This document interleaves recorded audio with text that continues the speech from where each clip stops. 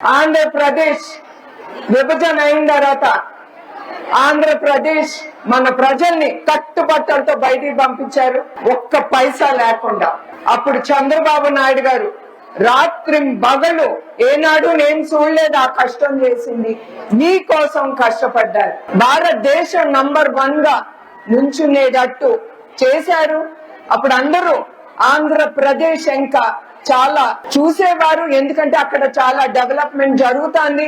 మనం వెళ్ళి అక్కడ ఏదైనా పెట్టాలి, ఏదైనా పరిశ్రమ, అక్కడ మనం పరిశ్రమ పెడితే మాకు వాళ్ళకి డబ్బులు వస్తాయనేది ఆలోచించేవారు. ఆయన చాలా కష్టపడి తీసుకొచ్చారు. ఇప్పుడు వేయండి ఆ పరిశ్రమలు, మీ పిల్లలకి ఉద్యోగాలు ఏమైనా ఉన్నాయా?